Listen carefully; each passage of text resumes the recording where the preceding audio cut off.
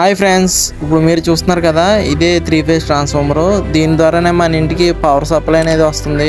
ఈ ట్రాన్స్ఫార్మర్ దగ్గర నుంచి అయితే పవర్ అప్ అండ్ డౌన్ వస్తుందని కంప్లైంట్ అయితే వచ్చిందండి. దాన్ని రెక్టిఫికేషన్ వర్క్ అయితే చేస్తున్నాము, చెకింగ్ చేస్తున్నాము టెస్టింగ్ ల్యాంప్తో.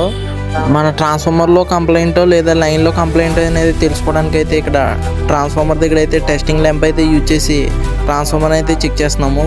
ముందుగా అయితే మనం 60 వాట్స్ బల్బు హోల్డర్ అనేది తీసుకోవాలి. ట్రాన్స్ఫార్మర్ ముందుగా అయితే న్యూట్రల్ అనేది కనెక్ట్ చేసుకోవాలి. న్యూట్రల్ కనెక్ట్ చేసుకున్న తర్వాత 3 ఫేజ్ అనేది చెక్ చేయాలి టెస్టింగ్ ల్యాంప్తో. ఇక్కడ సెక్షన్ ఫ్యూజ్ కట్అవుట్స్ దగ్గర అయితే టెస్టింగ్ ల్యాంప్ వేసి టెస్ట్ చేసుకోవాలి. ఫేజ్ న్యూట్రల్ అయితే టెస్ట్ చేసుకోవాలి టెస్టింగ్ ల్యాంప్తో. ఇక్కడ ట్రాన్స్ఫార్మర్ ఎల్టీ సైడ్ అయితే టెస్టింగ్ ల్యాంప్తో అయితే టెస్ట్ చేస్తున్నాము 3 ఫేజ్ని పర్ఫెక్ట్గా ఉందా లేదని.